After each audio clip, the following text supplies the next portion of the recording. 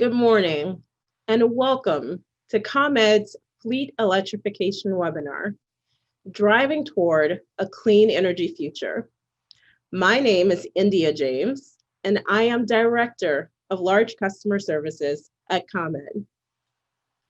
Beneficial electrification encompasses a variety of industries, including health, public policy, and municipal sectors, as companies and governments seek to reduce fuel costs, eliminate toxic emissions, and improve air quality. Electrification, especially as it pertains to the transportation sector, can improve our environment and air quality throughout our communities. It also enables large commercial and industrial customers to demonstrate environmental leadership and supports their sustainability and performance goals. So there's a lot at stake. And while there are a number of benefits, switching from traditional fuels and technologies to electrified applications can present new, unfamiliar operational processes for businesses. That's why our large customer services team has collaborated with our ComEd colleagues in governmental and external affairs in planning today's webinar. We've also recently begun to survey our large commercial and industrial customers on the topic of electrification. Your responses have helped inform today's agenda, and I am delighted to share with you that today's panelists are leading authorities who will address this issue from all angles. I guarantee you there is something for everyone. We've assembled two expert panels. The first will focus on improving air quality and business performance, including the business case for beneficial electrification. Those panelists include the Alliance for Transportation Electrification, the American Lung Association, Electrify America, and ComEd's own Vice President of Energy Acquisition. This panel will be moderated by James Schulte, ComEd's Director of Energy Policy. Our second panel will focus on how fleet electrification drives innovation and opportunity, and what industry leaders are saying about their strategies and experience. Panelists include Walmart and the Chicago Metropolitan Agency for Planning, also known as Cmap. This panel will be moderated by Barry Beth Mermel, ComEd's Director of Corporate Affairs. We will have time after each panel session for Q&A, so please take advantage of the opportunity. We want you to walk away from today's presentation with a well-informed understanding of fleet electrification and how we can help you realize its full potential. Now, it is my pleasure to introduce ComEd's Vice President of Large Customer Services, Martin Montes. Thank you, India, and thank you for joining today's webinar. At ComEd, we are committed to a cleaner energy future in Illinois and want to serve as a partner and resource for you as it relates to emerging technologies that are important to your business. Beneficial electrification, and specifically fleet electrification, is a perfect example of these emerging technologies. At ComEd, delivering reliable, clean, and affordable energy is what we do best. And because of the smart grid and other investments in recent years, we've made considerable progress in these areas. But our ability to deliver on these fundamental responsibilities is challenged by global warming, which, as you know, is primarily caused by the burning of fossil fuels. The effects of climate change are clear, from rising levels of ground-level ozone and air pollution, consecutive winter polar vortexes and summer heat waves, and most recently, unprecedented derecho storms. We cannot ignore the increasing frequency and severity of these major weather events. That is why our highest priorities are centered on improving the environment. Within the company, we talk about the four things we really care about. I'll review them with you because they provide important context for today's discussion. First, combating climate change is job one, and we aim to do this by achieving 100% clean and renewable energy. The 2016 Future Energy Jobs Act has already put us on this path and further supports our states, our cities, and ComEd's own commitment to reducing greenhouse gas emissions consistent with the United Nations Paris Agreement. Second, by doing that, we will lift up communities in need. Many of these communities are impacted by poor air quality generated from high levels of diesel emissions in Chicago's freight hubs. Commonly, inner city and lower income neighborhoods are most impacted by poor air quality. Growing up in a Chicago inner city neighborhood myself, I know and have experienced this firsthand. We need to increase access to clean energy for all customers, and particularly in these neighborhoods. Third, we continue to build on the strength of the smart grid and other investments that have increased our reliability by 70% and dramatically increased customer satisfaction. It's because of the stronger, more flexible digital grid platform that we can bring more renewable energy onto the system. We need to leverage it to fully drive continuous improvement, resiliency, and innovation that meets the evolving needs of customers. And finally, our fourth priority is our clean energy to work. We are focused on clean energy to power the transformation of the transportation sector and industrial processes. This will create new opportunities for you, the largest commercial and municipal customers in our region. This will support your goals at a time when expectations of your customers and constituents are changing as they place higher value on doing business with companies and living in areas that adopt sustainable energy practices, including how you use clean energy. These changing interests present opportunities to distinguish yourself from competitors, attract talent, and grow your business and communities. As you know, the effort to electrify transportation is gaining traction. Amazon last month announced it was adding 10,000 electric delivery vans by Rivian. And we will hear today from Walmart, which has set a global goal of zero emissions in their operations by 2040. It intends to reach this goal in part by electrifying their vehicles, including long-haul trucks. At ComEd, we plan to electrify 30% of our fleet by 2025, with the ultimate goal of electrifying 50% of our fleet by 2030, resulting in additional reduction of 29,000 metric tons of greenhouse gases. This reduces fuel and maintenance costs, and it will create savings that will be passed on to customers. I could go on, but like you, I'm eager to hear and learn more from our panelists today. So I'll stop there for now. Thank you again for joining us on this drive to a cleaner energy future. We're here to support you every step of the way. Let me now pass the baton to my friend and colleague, James Schulte. James? Thanks so much, Martine. I really appreciate the great opening remarks and the context setting. I also want to give a special thank you to India James, really, who's been a tremendous force bringing all of this together and helping us get here today. My name is James Schulte, and I'm the new Director of Energy Policy at ComEd. I am thrilled to be here with all of you because for the past 15 years, electric vehicles and e-mobility have been huge passions for me. As India mentioned, we've got a great panel and we've got time for Q&A at the end. So I'll hop into it. We'll do about 35, 40 minutes with the panelists, and then we'll move into Q&A. So without further ado, let me start introducing our panelists. First up, I'll start with Phil Jones. Phil is the Executive Director of the Alliance for Transportation Electrification, or ATE.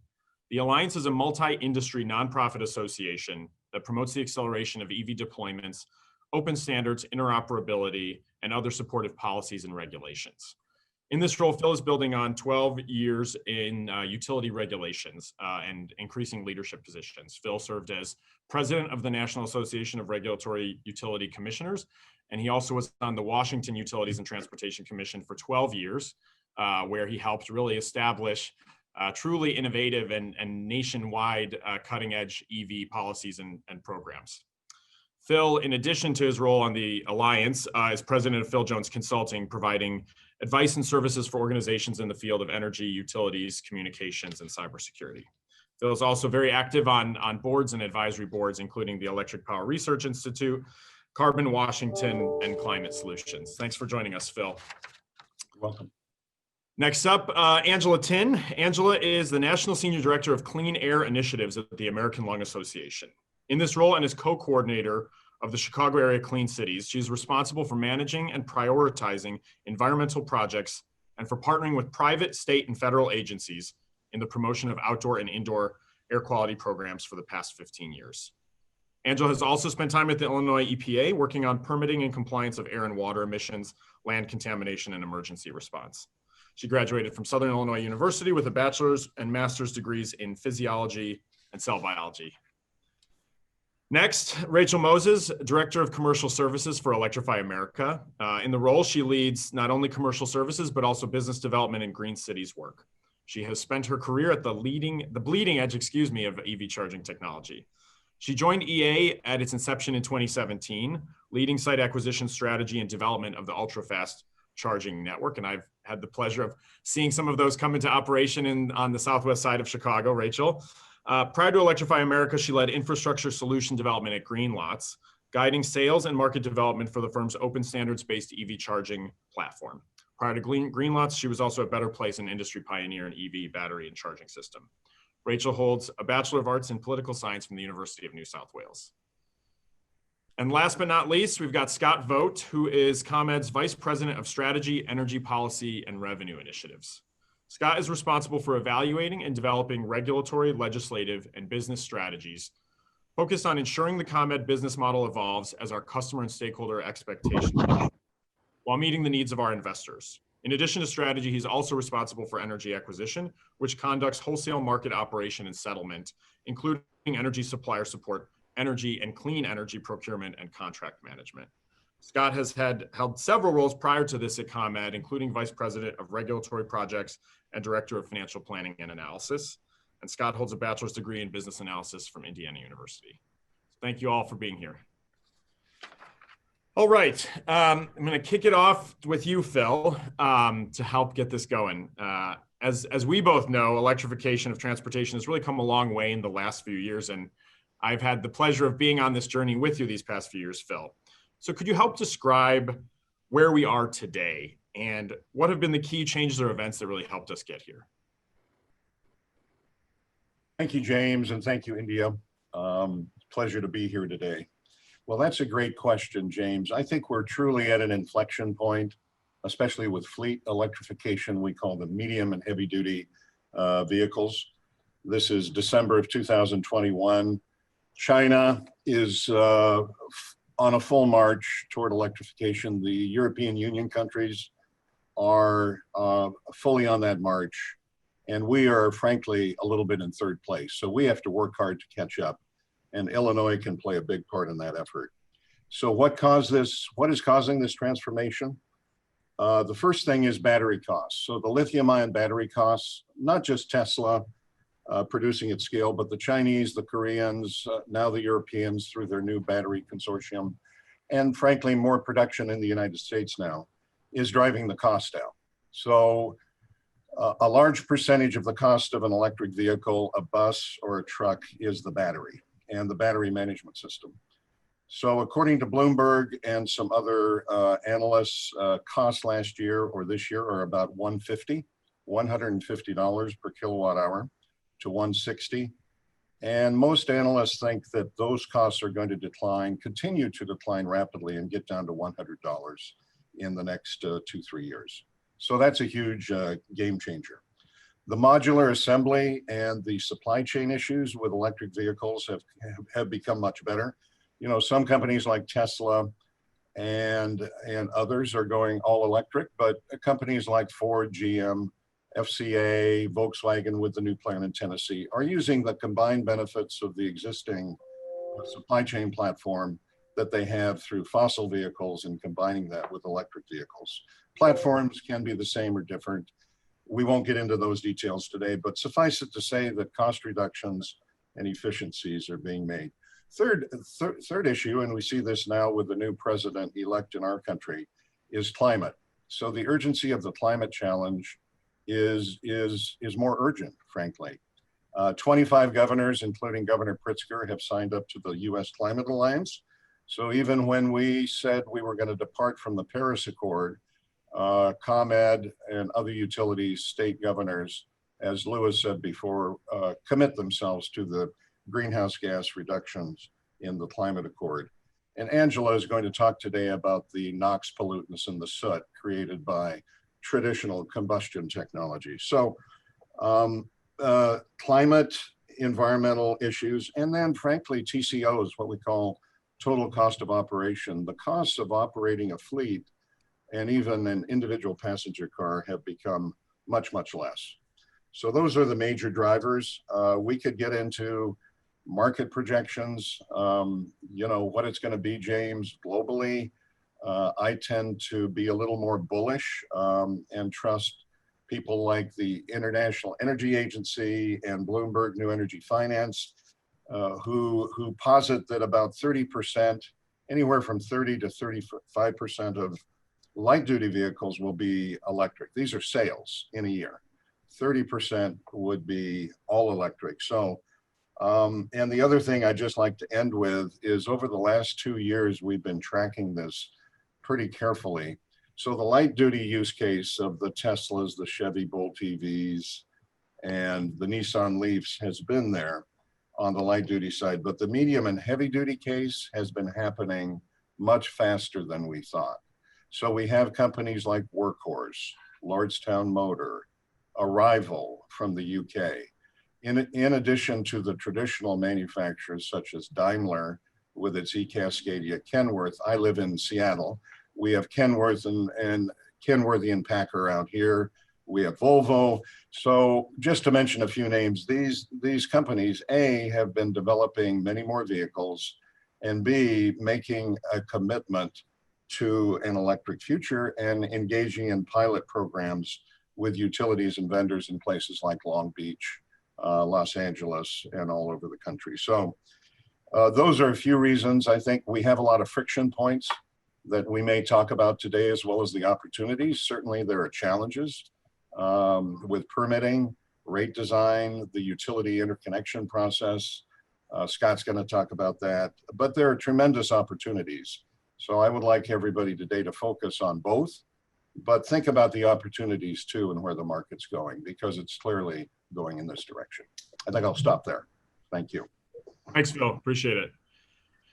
Angela, turning to you, with Phil giving us that great overview of the technology and policy progress that we've had, as Martine mentioned in his opening remarks, we've really seen an increasing focus on health and equity, from the intersection of air pollution and the coronavirus pandemic to environmental justice communities. So we'd love to hear from you.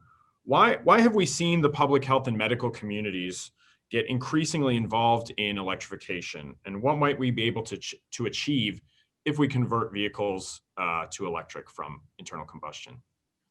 Hi, James. Thank you for inviting me here today. I'm very happy to be here. It's a beautiful, beautiful day where I'm at in Florida, and I really appreciate the sun and the air. I think one of the most often asked questions that I receive when I am invited to do a presentation or to speak is, why is the American Lung Association involved with this? Don't you just do health problems? Don't you just focus on tobacco? And I try to answer that question first, and then I hope by the end of my presentation, I think it will make a little bit more sense why the American Lung Association is here. We are involved with air pollution because we are involved in lung health, and one thing does lead to another. We started in 1904 as the National Tuberculosis Association, and we worked against the white plague, as it was called. Today, we are focusing always on lung health, and right now we're looking at ways to improve lung health, especially amidst the COVID and the pandemic. If you look at the causes of lung disease and lung cancer, there are three things that generally comes up to the very top of the list. One is smoking, One is workplace exposure, occupational exposure, and the last item is air pollution. Today, the numbers of smokers have gone down and we see less and less smokers. However, amongst the cancer patients, 2/3 of the cancer patients, which we generally thought were smokers, have been never smokers or past smokers. So now we know that air pollution is playing a bigger role on the impact to lung health. Starting with air pollution and effects on the body, lung pollution starts at the respiratory system, the upper and the lower respiratory system. And we think kind of that's where the harm is, but it spreads to the cardiovascular, it spreads to developmental, fetal developmental, children developmental, reproductive cycles. And lately, we have heard some things about affecting neurological issues and cognitive issues. Lung pollution affects everyone, young people, older people, even healthy adults that work outside or want to exercise outside is being impacted by air pollution. There's a special effect, there's a special section of people that live in environmental justice areas or live in urban areas or transportation hubs or goods movement hubs that are being affected by lung pollution. And recently, I just read a study the other day that says that even though people that are asymptomatic with the pandemic, with the virus, they may not have any immediate effects, but they are showing some long-term effects, such as stroke. And so for us to fight against the pandemic today, and even to have some relief perhaps with the vaccine, we need to have strong lungs to fight against future pandemics. So if you look at the State of the Air report, the American Lung Association has been collecting data from monitors that are across the United Nations, across the United States. In the early days, some of the monitors were high up in the buildings because that's where we thought the pollution was coming from, the smokestacks. But today, the monitors are also located at ground level. And we collect data from these monitors on a yearly basis. EPA and the state EPAs operate these monitors and they go into a large database. We see that from the monitors, 70% of the people of color live in the most polluted areas. Chicago is also the 16th, 1/6 most polluted city in the nation. If you look at these monitors and the data and you look at any city, whether it's Chicago or maybe you're looking at Springfield, Illinois, or you're looking at Chatham, Illinois, or Des Moines, Iowa, you will see that the pollution that is in the air comes from transportation sources, and it ranges from 40 to 70%. The days of the industry causing the pollution are less and less, and the pollution is coming from ourselves, from our transportation vehicles. In the US, we have more light vehicles than in Europe or Asia, where they depend more on diesel and rail. And the pollution comes from both the engine operations and from the fuel usage. The cars are cleaner today than they were in 1970. In fact, they're 95% cleaner. However, we still have pollution in the air, and we still have a large number of people that are impacted by air quality. We look at 6 pollutants called the criteria pollutants, and most of you are familiar with them. Ozone, particulate matter are some of the two. We're also looking at toxics. The toxics are the result of the combustion of the engine, and the toxics remain on the small particulate matter and even the ultrafine particulate matter. And as you breathe it into the lungs, it goes deep into the lungs. And we're also looking at greenhouse gas, and the greenhouse gases come from the use of these fossil fuels. So I talked a little bit about the background of why the Lung Association is involved. And I think it makes sense why we are involved. We were here before EPA, before the public health agencies, and we were fighting the battle for lung health. So today I want to talk about the American Lung Association Road to Clean Air report. In 2016, we did a study of 10 regional areas in the United States, and we said, what would happen if these 10 areas went into electric vehicles and started using electric vehicles? And we had some results from that study that showed some good data that there were improvements in air quality and improvements in ultimately in lung health. In 2020, we expanded this study to 50 states. And so all 50 states and regional areas have been included in the study. And this is a modeling study with some assumptions.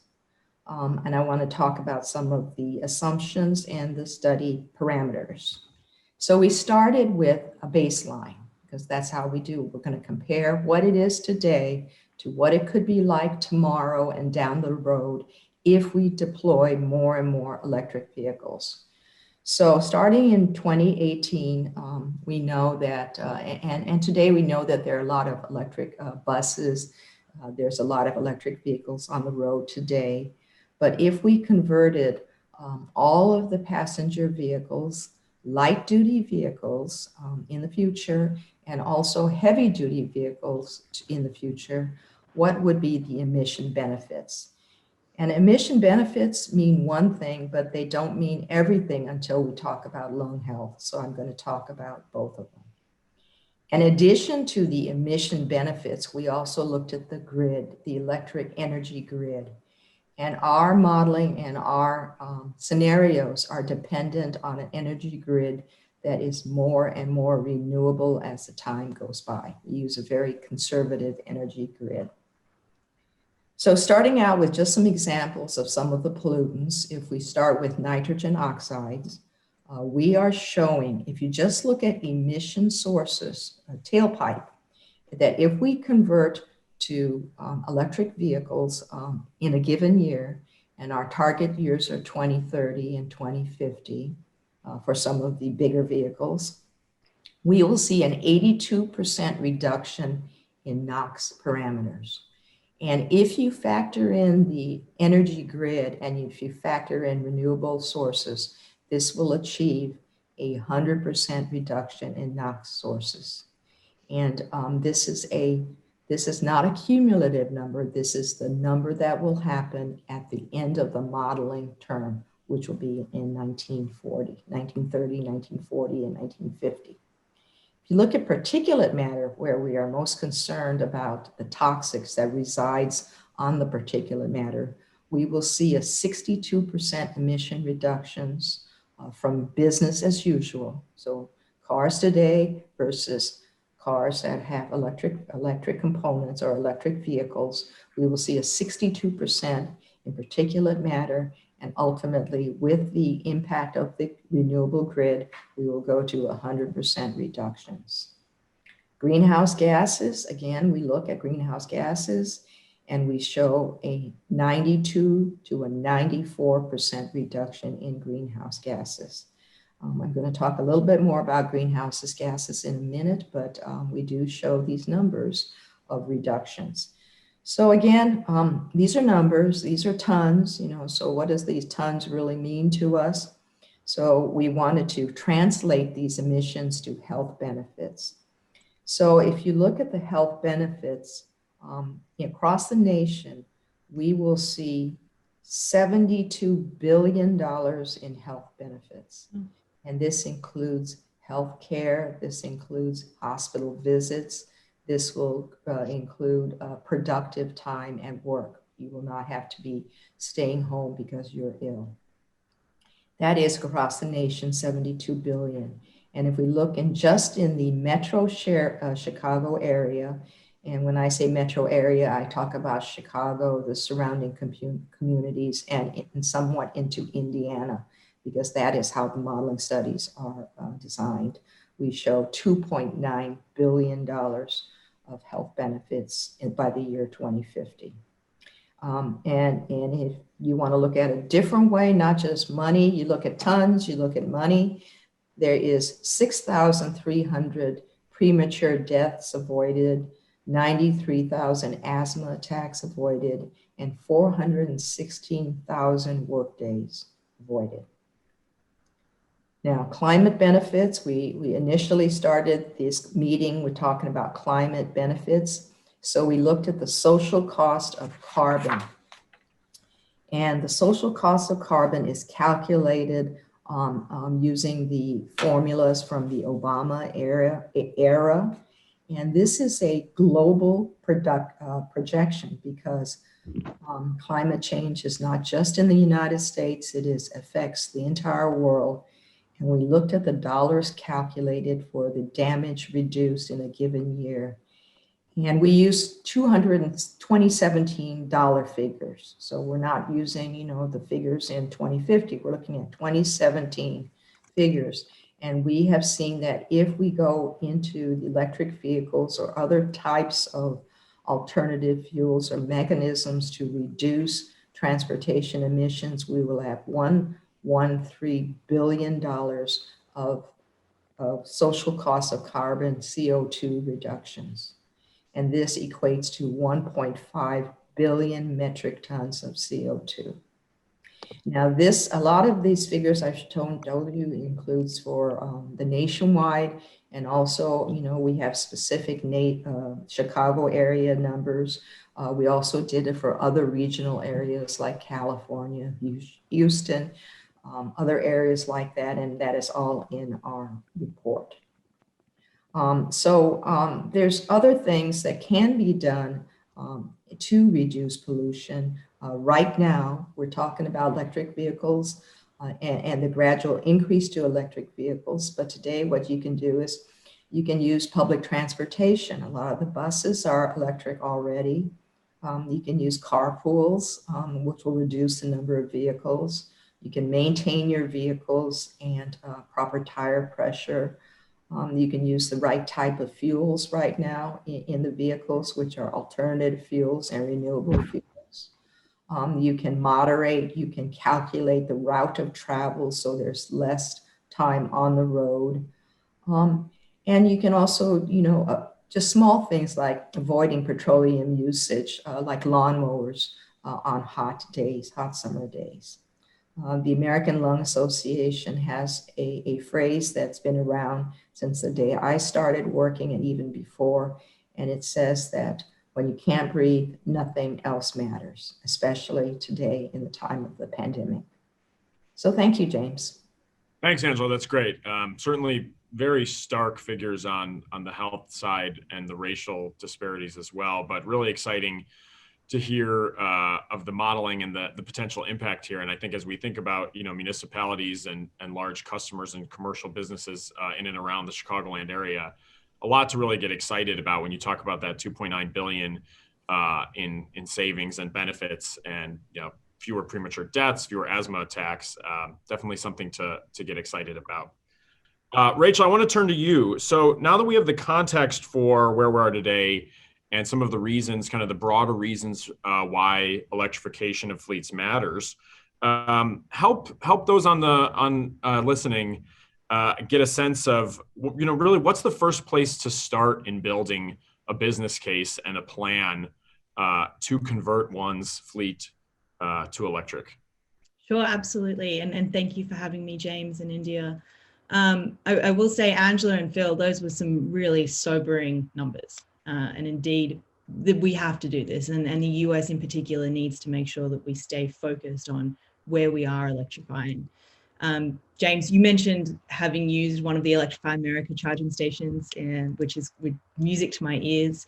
We now own and operate over 500 publicly available light duty stations. And we've launched a new business, which I'm heading up, that is focused on serving commercial fleets, municipalities, utilities, those that are looking to own and operate their own network of charging infrastructure and also move into electrifying their fleet.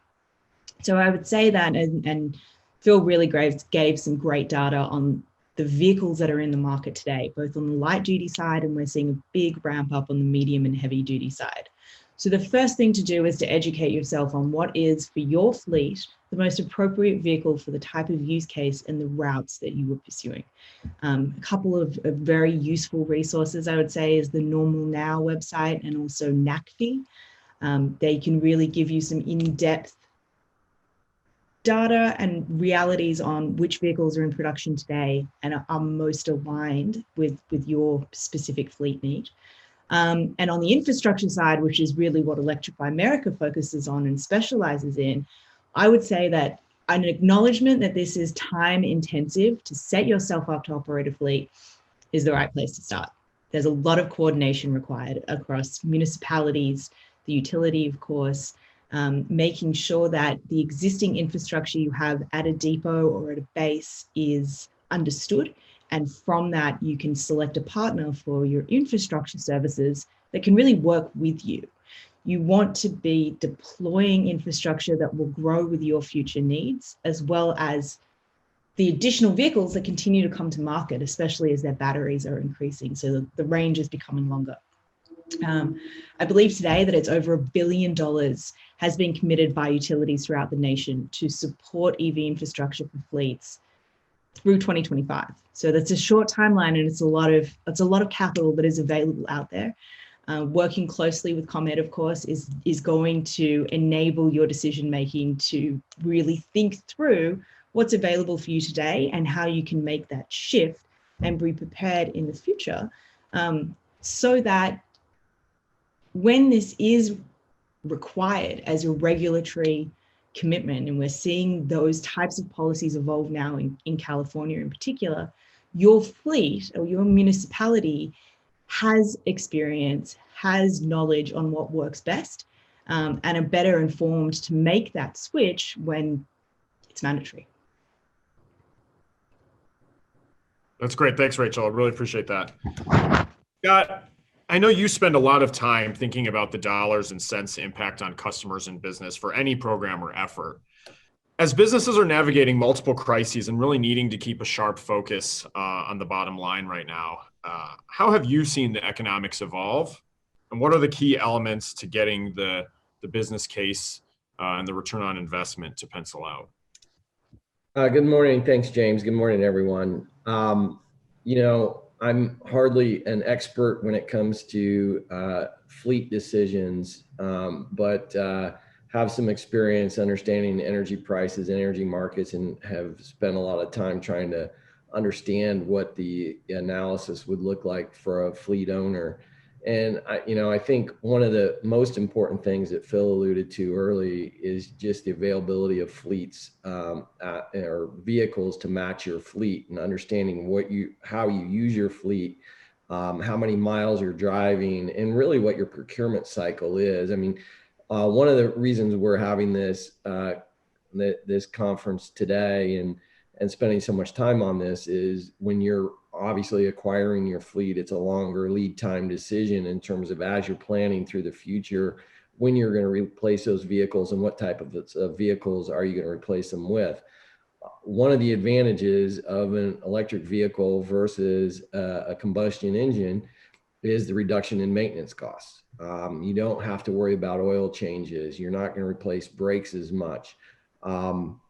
And obviously the fuel savings is very significant. We are advantaged in Illinois, both by the amount of clean energy that we have to power these vehicles, through the unique position we have in Illinois of having such a large nuclear fleet producing zero carbon, zero emission energy, as well as relatively very cheap power prices. And if you can charge overnight, and use off-peak power, you can power that vehicle at somewhere around 1.5 cents per kilowatt hour, which is a substantial fuel savings compared to the miles that you get from a gallon of gasoline. But these are all the dynamics that you start to have to evaluate early in your process. What vehicles can you replace? What is the inventory of vehicles that are out there? And that's maybe one of the biggest barriers today, is just availability of those medium duty vehicles. We've been on this waiting cycle for the manufacturers to start to make those light duty or medium duty vehicles. But as Phil alluded to, those are starting to appear in the market. So that those opportunities are starting to present themselves through manufacturers like Rivian and Daimler and others that have these vehicles available. So we encourage, all your customers that are listening, if you're in this procurement cycle, take a look at your fleets, and we can help you go through that analysis to evaluate what the cost advantages are around electric vehicles, what are the charging strategies, and how to take advantage of what incentives there are out there. I did see one question pop up, and as Phil alluded to earlier, we are a little bit behind the game when it comes to fleet incentives in Illinois. There aren't really any available to us in Illinois at this point. We are just now kind of getting to the cusp of talking about what that electrification policy in Illinois will look like. There's nothing on the books right now other than the federal incentives, federal tax incentives that are available to certain manufacturers based on the number of vehicles that they produce. But so I think you really have to look at maintenance expenses as being an advantage and fuel expenses as being an advantage. And frankly, the life of the vehicles of an electric vehicle tends to last longer than the combustion engine as well. So those are all advantages that one can take a look at, but you're limited to a degree right now by availability, but that is changing quickly in the marketplace. Thanks, Scott. I'll turn it to you, but Rachel, Phil, others, please jump in too. Any other specific thoughts, Scott, on what you've seen, both in terms of, as we've looked at different cases to electrify, kind of how you balance those upfront costs versus the longer? What are the levers that make a difference on whether those larger upfront costs pencil out over time? And then the other one, again, especially to improving that business case, what are the extra levers that you can pull when it comes to usage or maintenance or charging infrastructure that helps make the economics work over time? So I think that the cost that you're going to, as James alludes to, the costs that are important, obviously, is the cost of the vehicle, which is going to be more expensive than your traditional vehicle today. But your ongoing expenses are likely much lower in terms of maintenance expenses and fueling expenses. However, you have more upfront investment followed by savings over a period of time. So when you start looking at what those paybacks are, those paybacks can be significant and over a short period of time, but the cash flow on the upfront side tends to be a little more because of what you have to pay for the vehicle, as well as you have to invest in charging infrastructure. And as Rachel knows very well, those costs, depending on your facility, when we break these costs down into multiple buckets, but you have the cost of the charger, and you may have to upgrade your electrical facilities, something that we call, in the utility, make-ready costs, where we're making your facility ready for that charging infrastructure. And it really all depends on your facility in terms of how do you use your power today, how much power to use, and what are the infrastructure that you have available. Some customers could see costs that they may see as significant for putting that infrastructure in, and others may not. Unfortunately for us, it really just depends on a customer by customer basis, and the way to find out or do that research is to contact your large customer service representative and have them reach out to them and say you're thinking about doing this and you want to have some advice from ComEd, what's the best way to do it? And our LCS folks would be happy to get involved and help you through that analysis.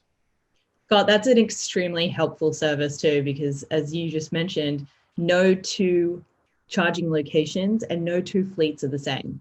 So having that ability to right size for your needs today and then incorporate perhaps smart charging, load management, and being thoughtful about the design and engineering of the make ready itself to be future proofed, to grow as more vehicles are hitting the market and those power capabilities are increasing. It's a fantastic resource to be able to reach out to ComEd and get that assistance.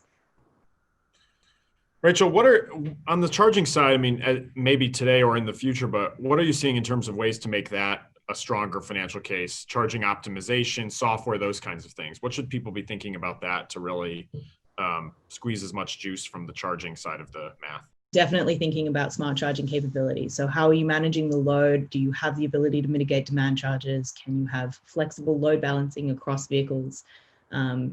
All of the smart component of the software here is critical for the operation. And one step beyond that, what we've seen from some early pilots and demonstrations is that the costs of ongoing testing and reliability can also build up if you select a partner that hasn't got that solid relationship with an automotive manufacturer and has the capability of ongoing testing. There are over-the-air updates, there are firmware updates.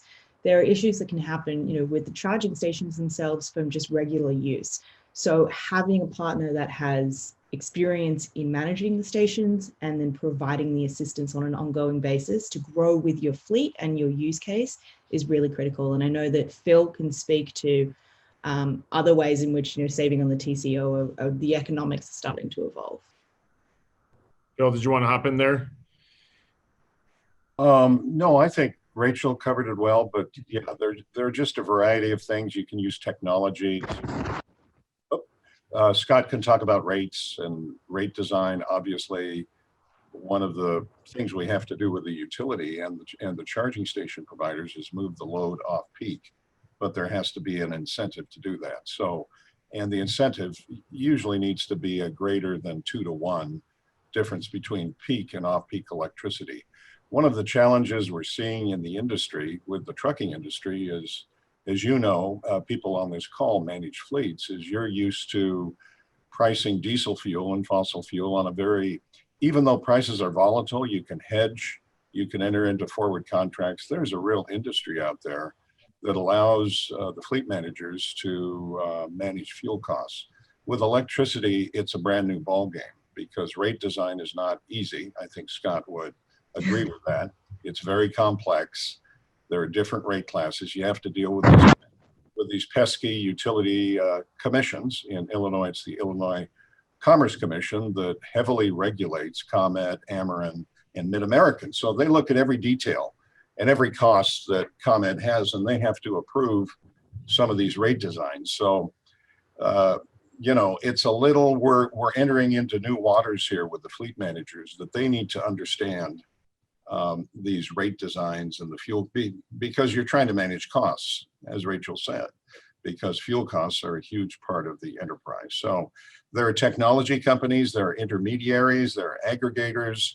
There's a lot of venture capital money flowing into this space of trying to sit between the utility and the trucking company or a service provider. It's a very interesting space now, but my point to you is the utility at the end of the day is going to provide the fuel of the future. So the fuel of the future is kilowatt hours, megawatt hours. And so the more you can get to know, these people at ComEd that manage large accounts, their planning process, how they're regulated, how they set the rates, which is different from traditional fuel refineries and the convenience stores and the fueling stops that we see on interstate highways. The better. So get started now. Thanks, Phil. Turning to Q&A and aligns with some of the other questions I had prepared, I want to share a question from Michael Thomas with the city of Lake Forest, Illinois. Michael was specifically asking about how close the industry is in electrifying Class 8 trucks, especially those that are utilizing hydraulics during work, garbage trucks, plow trucks, et cetera.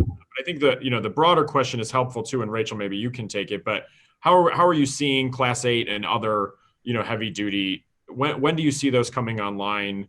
What's your forecast there? And how should those folks on the phone think about availability and then the planning and strategy cycle on electrification? Great question. I love this question. And I love talking about the heavy duty, especially Class 7 and 8 trucks that are in the market today and that are evolving over the next 2 to 3 years. So expect to see much more volume in terms of the number of vehicles and the variety of vehicles coming to market.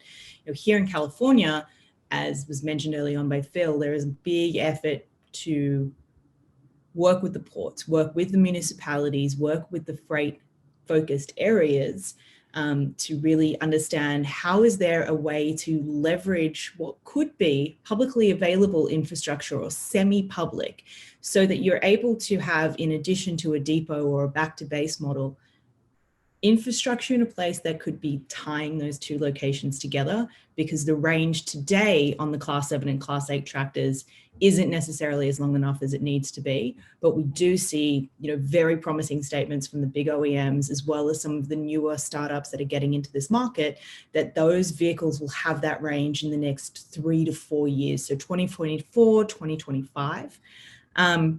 The freight space in general is really interesting, but so is refuse. So are the TCUs. All of these vehicles that have even non-road applications are really starting to grow in the demand and the understanding of how they can be used. And I think that this year and next year, we will see this big shift next year we'll see it as it started to pick up into 2020. That's great. Thanks. Next in questions, gotten a couple of questions on incentives and policies, and I think that arcs to another question from Ganesh at UCal Systems, which is kind of forecasting out when we'll get to really significant penetration of EVs in the market. So, Scott or Phil or anyone else, what are you forecasting from kind of the federal side?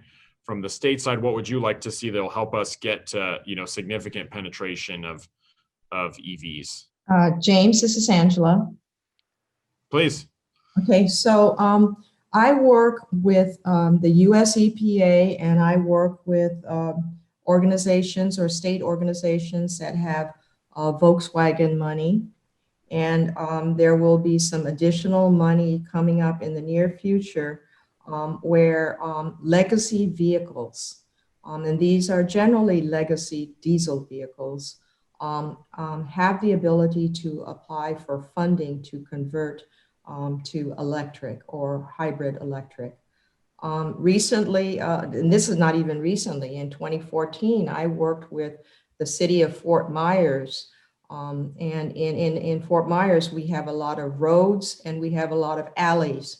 And so what we did was we converted their refuse trucks to drive diesel on the roads.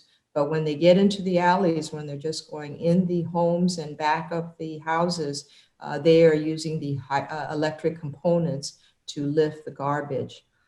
There are also a lot of other goods area where they're doing short-term, small distance movement. And I have funding sources that can help. These are for legacy vehicles. These are vehicles that were not required by law to upgrade to the higher tiers. But there are federal incentives and there are Volkswagen incentives out there that the American Lung Association applies for. Private companies cannot apply directly, but nonprofits are able to apply. And so I have been doing that for the last 10, 12 years. And so we've seen a lot of electric conversions. That's great, Angela. Thanks. James. Go ahead, Phil. James is Phil, and Scott and I can duel on this a little bit. I don't know if Scott has more coffee this morning than I do sometimes. He's more bullish than I am, but the Governor Pritzker has had a task force for Illinois. So let's talk Illinois first. We think that Illinois should target about 30%, 33% for all vehicles, light duty, heavy duty, by 2030. So right now, Illinois has 4.5 million vehicles in your registered fleet. So you have to differentiate when you talk about a percentage, is it annual sales or cumulative? So I'm talking about annual sales right now. But in order to get to a higher number, like 33%, you need a pretty steep hockey stick type growth. But anyway, if we could get to 1.2, 1.4 million vehicles in Illinois by 2030, that would be great. When you talk about the country, it's probably 2035, 2040 when we hit 50%. I saw this question in the chat box. 50% is a big number. It's a huge number. It's going to take a lot of work to get there. And we think that buses are going to get there faster. So the battery electric buses are going to go the fastest. The medium heavy duty use cases like Rachel, Angela were talking about are more difficult. Hydrogen fuel cells, Nikola's developing that and others are. That's a real competitor for the longer haul, the 500-mile plus range of interstate hauls. So that's going to take a little bit longer. We think light duty vehicles should be at 50% in that 2035 to 2040 range. Thanks, Phil. Scott, any further comments on incentives, whether you're looking at Illinois or federal, and especially for folks on the phone who are trying to think about when funds might come into play here and how they should or shouldn't plan for kind of feathering those incentives into their budgeting over the coming years as they go on this journey? Yeah. So, I think it's a really interesting question because it's really hard to predict, right? So based on what Phil just kind of provided in his estimate was based on what or what you exist today. So if we run models for adoption based on what happens today, obviously it takes a lot longer to get to, a high percentage than if you have incentives in place to move things along. And we've had a history in Illinois of incentivizing clean technologies. We've been doing energy efficiency programs at ComEd since 2007 or 8, and we have big targets on how much energy efficiency we're supposed to produce. About a 23% reduction in electric usage was a target that was set in FEJA, so it's a big number. We put an RPS policy in place in 2008 and 7 and 8, I think, at the same time as we did energy efficiency, and that target was 25% renewables by 2025.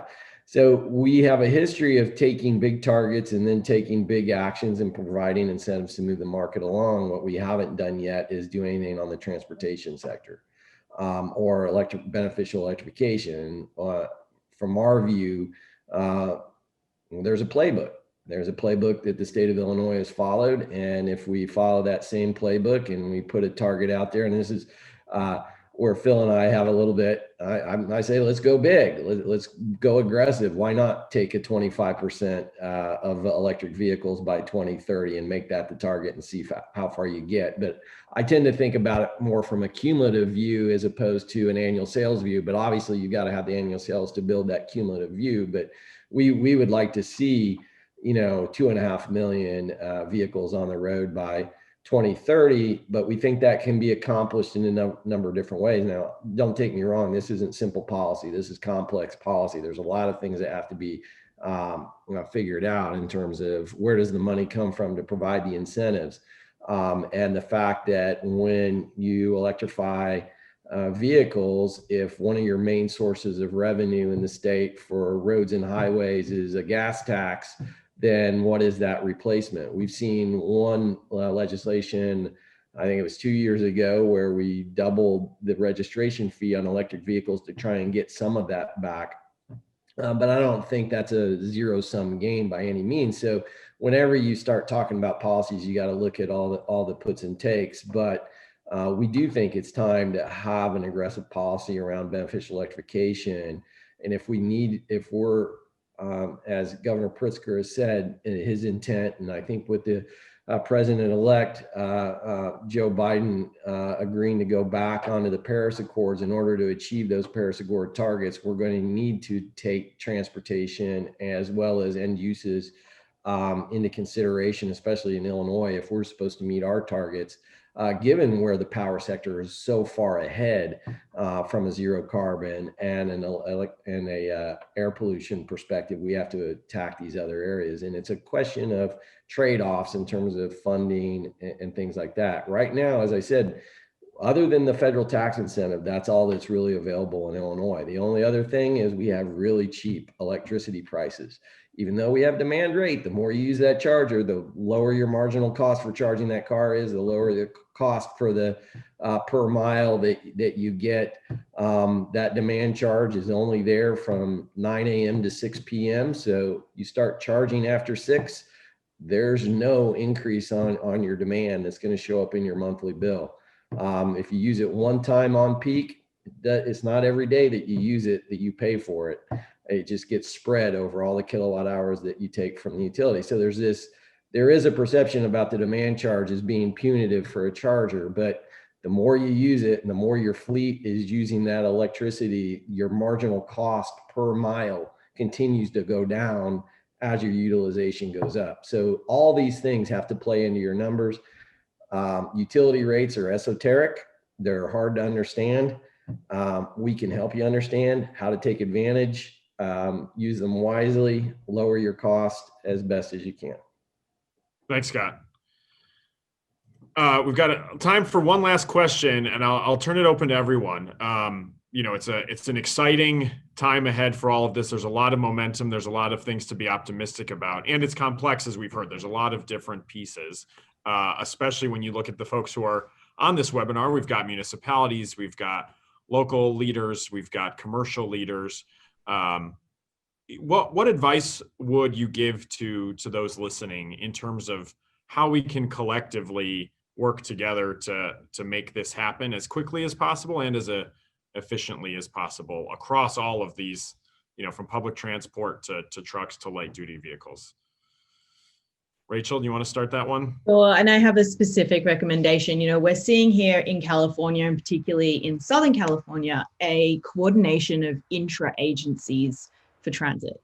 So how can you come together where you might have shared or overlapping routes, where you can place infrastructure in a communal depot that maybe wouldn't have been otherwise? I think coordination is key, starting early and having a collaborative approach across municipalities. Even within your municipality, are there public locations like airports or other highly trafficked sites that can host infrastructure, can serve as that depot and make sense along your route? So really coordination is critical in these early days, and of course with the utility as well. James, as Phil, I'd say a couple of things. One, I think Rachel is right. Coordination, I'd put it a little bit more broadly.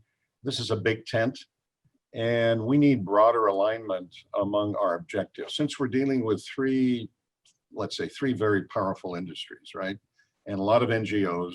So we're dealing with transportation, OEMs, and utilities, as well as IT companies that write the software to run the EV network. So it's really four. So the alignment of interests is really important. So start reaching out to these other people, reach out to your utility, do your planning in a more holistic way. As Rachel said, if you can coordinate on some costs of infrastructure with your competitor, not competitors, but your coordinators, do it. The other thing, and I'm an advocate here, so I'm going to put in a pitch for advocacy.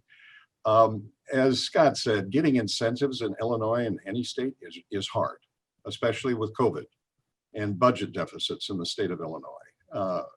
They're broke. Who knows when we're going to get a federal infrastructure package? So we're going to need your help.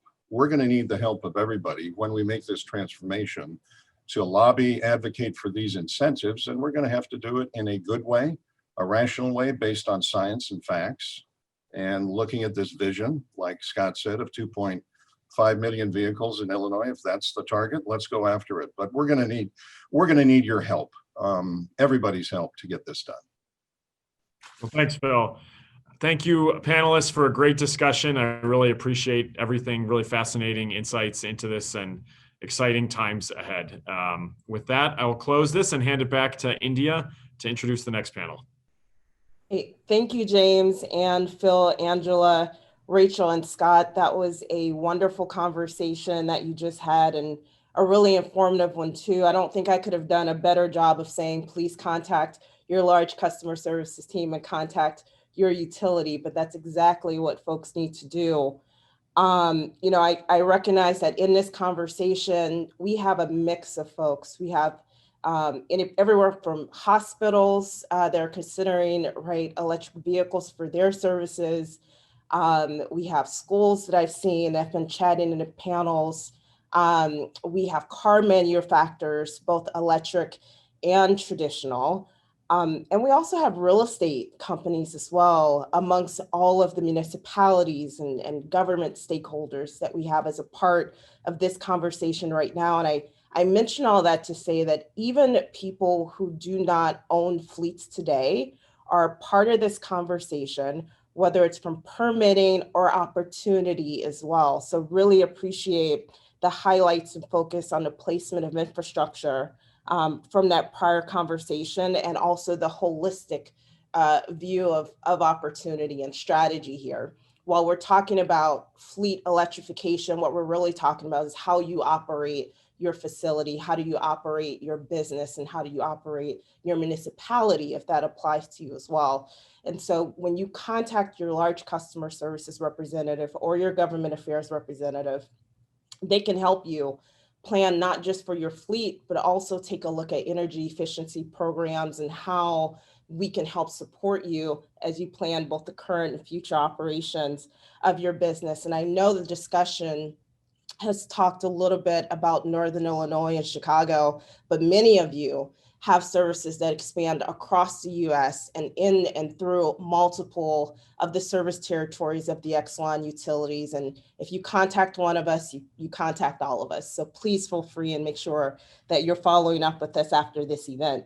Now that we've talked a little bit about where we are from an infrastructure, a health perspective, and where we are in terms of the pace of adoption, we're going to pivot just slightly to a few stakeholders that are going to talk about their particular strategies and experiences as it relates to fleet electrification itself. We had an opportunity to sit down with them earlier this week for a brief conversation that you'll hear shortly, so that they could help articulate what are the lessons that they've learned and what advice they have to share with you. That panel is being moderated by Mary Beth Mermel, who will join us shortly. And I want to encourage you to continue to ask your questions via the Q&A function right here in this chat. We'll be responding to you guys throughout the event. With that said, Mary Beth, please take over. Thank you, India. Welcome everyone to our discussion today regarding national and regional planning, policy and interventions, and our exploration into specific actions others, including ComEd's customers, are taking to support fleet electrification. Joining me today is Tom Murtha, a senior planner for the Chicago Metropolitan Agency for Planning, focused on Cmap's performance-based programming and freight planning work, and Steve Criss, the Director of Energy Services at Walmart, a ComEd customer. So gentlemen, I'd like to dive right into the discussion. To set the stage, Tom, can you give us an idea of how Northern Illinois stacks up compared to other regions in the state in terms of best practices, initiatives, and policies for addressing the future of transportation? Thank you very much. So Cmap is a 7-county regional planning agency, the Chicago Metropolitan Agency for Planning, and we develop long-range plans and programs for transportation and land use in our 7-county area. So our current plan on to 2050 is a plan that really, for the first time, has sought to address not only climate adaptation, kind of just doing the best we can as the climate changes, but really acting proactively to reduce greenhouse gas emissions and to also, along the way, reduce vehicle emissions that disparately affect low-income Black and Hispanic neighborhoods. That's great, thank you. Steve, I would love to hear from you about what Walmart is seeing nationally across the United States in comparison with Northern Illinois. How do you think we stack up? Sure. So I think that in Northern Illinois, it sounds like there's a lot going on there that's going on in other places as well, with local municipalities, counties, states really beginning to think through how they want to address emissions, air quality, and those sorts of aspects. In our experience, right now, the leader is pretty much California. They've taken the lead on multiple fronts for standards, as well as adoption of EVs for passenger cars, as well as looking at heavier duty vehicles as well. We're still in the early process of broad adoption. And so a lot of the tools that they're talking about or have put in place are incentive-based. And so I work on utilities management from that perspective. We're looking at the low carbon fuel standard as a big driver, and also looking at utility make-ready programs where there are incentives around the infrastructure at your site to help support the charging as well as the chargers themselves. And then additionally, we're looking at different rate structures in order to best facilitate both the adoption and then later operation of the chargers, because those two stages of life actually may require different rate structures. So Tom, does CMAC have specific goals regarding climate change, carbon reduction, and sustainability? Long term, about more than 75% reduction, short term, 25%, and then really focusing on some of those health disparities. Thank you, Tom. Given the backdrop Tom has just given us, Steve, would you talk to us a bit about Walmart's climate change, carbon reduction, and sustainability goals? Absolutely. Given the growing climate and nature crises, we set out more ambitious goals that really seek to decarbonize our operations without using offsets and restore, renew, and replenish our environment. So the first piece of that is to be 100% renewable by 2035. The second piece of that is to be zero carbon by 2040 without the use of offsets. And this goal not only touches our facilities, but our transportation fleet as well. And we set a goal to electrify and zero out emissions in our fleet by 2040. Third, we set a goal to transition to low impact refrigerants for cooling and electrical equipment for heating also by 2040.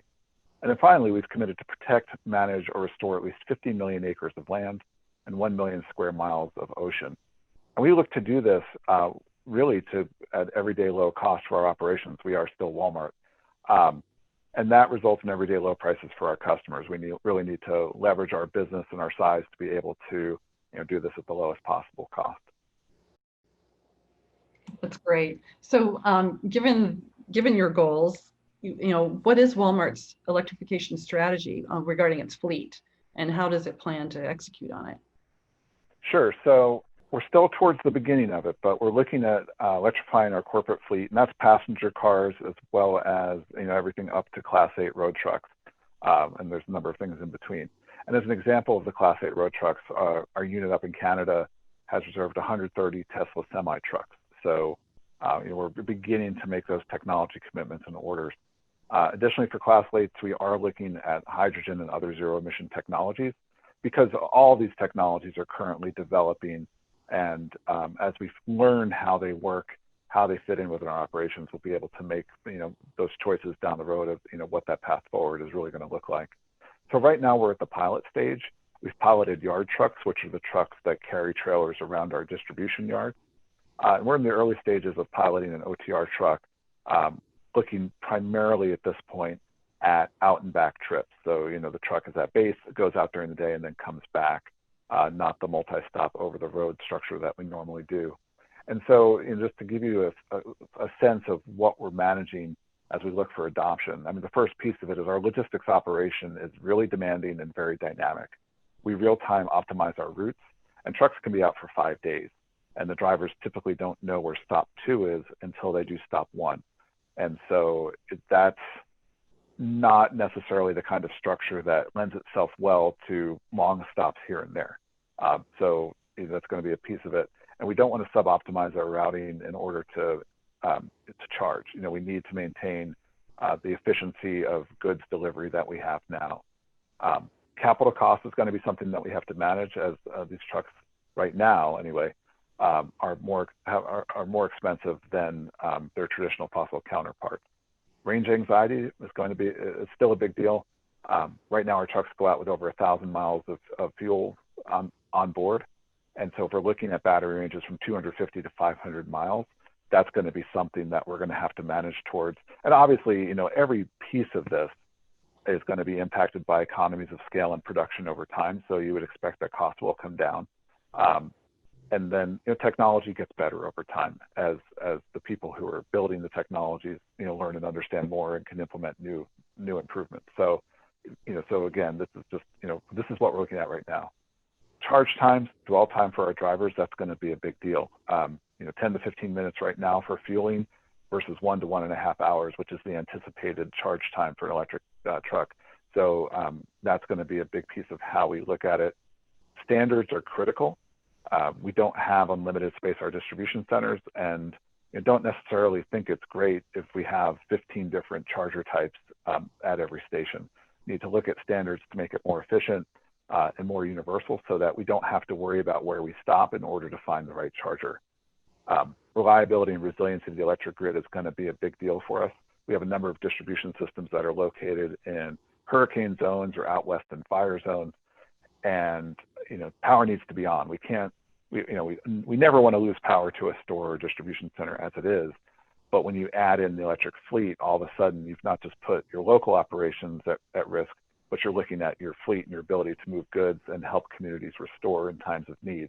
And so reliability and resiliency are really key.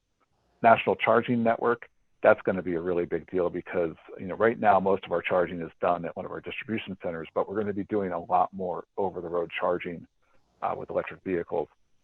So having that charging available is big. And then finally, and this is a really long list, it's a really big challenge, are the utility factors. So incentives for equipment and infrastructure, rates, and then managing against our renewable energy and carbon goals. If we're setting a goal to be 100% renewable by 2035, zero carbon by 2040, the expectation then is that, if we're out on the road, when we plug a truck or any of our vehicles in to charge, that charge is as clean as possible, preferably 100, either renewable or zero carbon. So there's an amount of grid transformation that has to happen to enable this, not just at our facilities, but really across the country. So it's going to be a big challenge, but I'm looking forward to working on it. Yeah. So we've heard this on, Steve talking about the case of Walmart, but consider also other companies that may not have control of their entire supply chain and so forth, like Walmart does, or large parts of it anyway. So the coordination that is occurring within Walmart with regard to a lot of these activities is also going to have to occur system-wide in the logistics industry for other companies. We're talking about carriers, we're talking about shippers, and we're talking about receivers, so that the system works to minimize costs and really make this transformation feasible for all of the the regions in the country, and particularly for our region. So coordination and cooperation is going to be absolutely critical, both among governments, private entities, and nonprofits as well. Thank you. So I want to shift a little bit.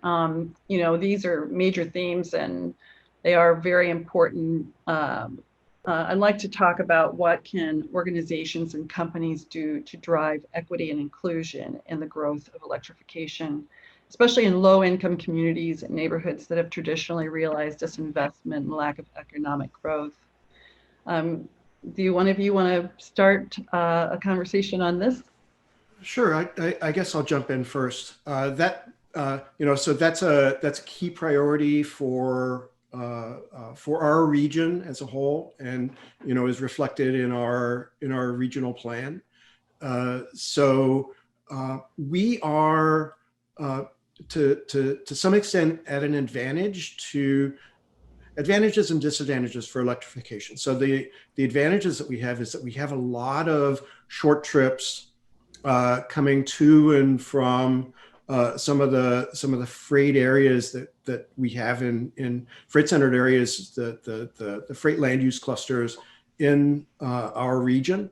So short trips, day trips, some of them tied to the intermodal rail truck industry. So to some extent, this provides an opportunity that other regions don't have to really focus on, getting more of those short trips electrified. On the other hand, some of the challenges that we have are just the weather. It's a lot more difficult to electrify trips as far as efficiency goes with some of the colder weather that we've got. But that's a technical barrier that people are working on and that we expect to be overcome. But again, some of the freight land use clusters are focused on low income and low income areas and racial and ethnic minorities. So we have areas where there are a lot of potential truck trips that can be electrified, and that electrifying those trips would substantially benefit a lot of the nearby residents who may be suffering health disparities because of the existing fuel mixture that we see in those areas. Diesel vehicles emit particulate pollution, and if we can electrify those, even if we can't reduce the zero out the greenhouse gases immediately because of the way the electricity is produced, we still have a really substantial health benefit, and that's really important in those areas. That's a really good point. Steve, has Walmart given thought to the issue of how we reach all communities with regard to electrification?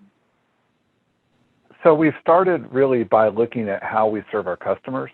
And so we've already begun the rollout of EV charging at a number of our stores. We have more than 400 stores nationwide that offer EV charging stations, and it represents more than 1,000 DC fast chargers. And so from that perspective, that's one way where the communities that we serve, we can help with adoption because it gives customers a place to go charge. That's a really good point of view. So, Steve, I want to direct this to you. In a perfect world, what do you think needs to be done from a policy standpoint to encourage and enable mass adoption of electric vehicles, and for larger organizations and companies to transition to entire fleets to electric? So in a perfect world, I love those sorts of questions. So in our admittedly imperfect world, in a perfect world, everybody would, have there would be, price or other signals where everyone would know what their environmental impact is and can make very clear choices and have very clear results about how that changes. That's the perfect world. But again, we're in the imperfect world. So especially in this early phase of adoption, policies around incentives for vehicles, incentives for infrastructure, those are going to be important for implementation just because there are a number of barriers that are so high. You're looking at transitioning the entire, just speaking for the US, but obviously it's global, but you're looking at transitioning the entire transportation system in the country really in a fairly short time frame. From our perspective, all of our goals are 2040. That's pretty quick. And so if you think about how gas stations came to be over the last century, we're really trying to squeeze all that into 20 years. And so there's going to have to be a lot of jump starting and kick starting to get things going because it's really easy to keep doing the things you're doing and not change. And so those pushes will certainly be important. And we'll see that on a number of levels, local, state, as well as federal. Tom, I'm sure you have a wish list in regards to policy. What would you like to see? Yeah, so so again, it's multi-pronged, making the truck system, and the rail system for that matter, cleaner, particularly in low income areas, and this would start with incentive programs as we talked about, but then eventually we are going to have to talk about requirements, mandates that communities put in place for building development and so forth, so that when a truck arrives, they have a fast charging station there, and that we see trucks having to wait now, them having to wait and then having to go someplace else to fuel simply isn't going to work for the freight industry. So making those making the system work, basically from the fleet perspective, from the building perspective, from the transportation system perspective, those are, it's all going to happen, and it's all going to happen simultaneously. So we have had a fairly rapid change in our logistics system, even over the past 20 years or so, with the advent of distribution centers and really some of the innovations that have taken place in containerization, globalization. The freight industry has changed, and changes have resulted in lower costs. We are hoping that the move toward electrification, as vehicle costs go down and infrastructure costs go down, that will happen as well into the future with these new trends, while at the same time reducing those health disparities for low income Black and Hispanic communities. So if you gentlemen have the time, I think we would like to be able to open the discussion to questions from our audience. I'd like to start with a question from one of the registrants to the panel. And Steve mentioned it earlier. What do you see as the solution to range anxiety in the transportation sector, and what's happening currently in planning to search for ways to resolve it? Tom, I thought that was a perfect question for you. Yeah. So again, I think the key to start off with is really focusing on those short trips, so that as the technology develops for longer trips, we have some experience with the 1 to 200 mile trips, and really focusing on those first. We have a lot of those in Chicago. We have a lot of box trucks and single unit vehicle trucks that are doing those. I think those are the first focus, and then as the technology develops, the range anxiety will be reduced. Also, the infrastructure development itself, more power stations and so forth. That's going to be key on the part of development on shippers' parts, and on receivers' parts. Steve, do you have anything to add? Tom did a great job of explaining, I think, what are going to be a number of the primary aspects. As the other piece of it is going to be just testing and experience, getting our hands on the trucks themselves, working them into our operations, and understanding how everything sort of plays together and what adjustments we may need to make. So again, the technology curve will help over time as batteries improve and other things improve, and we're able to get more range, hopefully with less weight. Again, because battery weight also, it becomes weight that you're carrying instead of cargo. So that's another piece that plays into it. But yeah, it's time and experience will certainly help with that. We had one of the someone in the audience suggest that we could actually have interchangeable batteries, that you're not tying up the truck to charge, but you're actually just switching out the battery that's already charged. Any planning? Have you guys seen that out in the world yet? Not really, but in the long term, another option, again, this is thinking very long term, is actually inline charging through such things as catenary wire, like we still run on with some railroads today. So that's certainly not going to happen in the next 10, 20 years, but thinking about what the highway system is going to look like longer term, inline charging is certainly something that merits some investigation.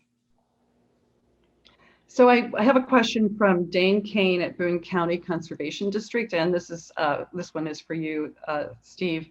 There was a mention of restoring land and water resources by Walmart, and Dane asks, is there a way to learn more about this? And is Walmart looking for a local or regional partner that could become involved in land and water conservation efforts?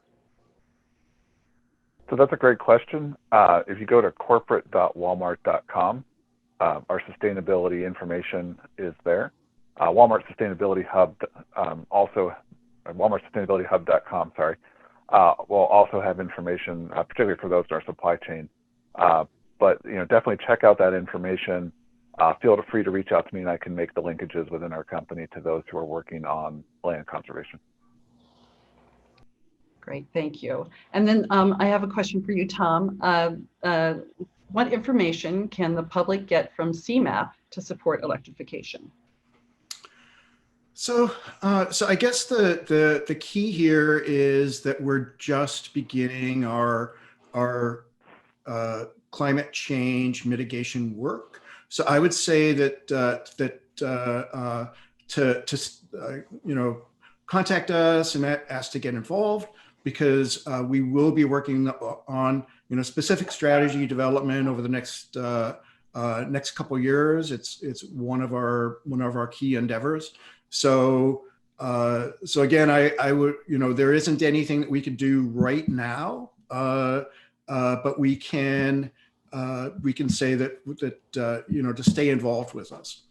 That having been said, Chicago Area Clean Cities has developed some guidelines about how, some of the steps that businesses and communities can take. And we would encourage people to work with ComEd, work with Clean Cities on those electrification endeavors to kind of specifically to work on the facilities improvements. Thank you. So you guys, this has been a fascinating discussion, and I want to thank you so much, Tom and Steve, for sharing your ideas, experiences, and expertise in the emerging and exciting advancement of electrification and its contributions to a cleaner tomorrow. I would like to now hand the conversation back over to my friend, India James.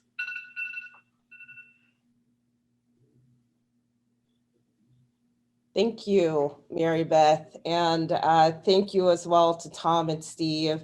I think that was another really insightful conversation. Thank you for sharing the stories of your electrification path forward, what you've started, and how you're supporting the communities as well across Northern Illinois as it relates to Cmap, but Walmart really across the world. So really good to hear.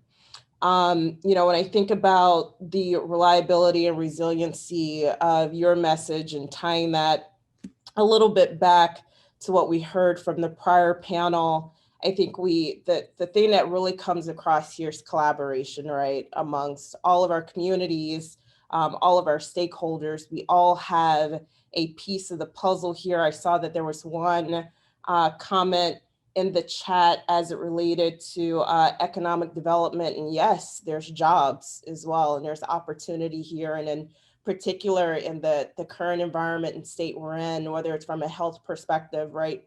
As Angela Tin amazingly highlighted, there's real opportunity here to improve the quality of lives and the longevity of people across this country, and certainly in Northern Illinois as well.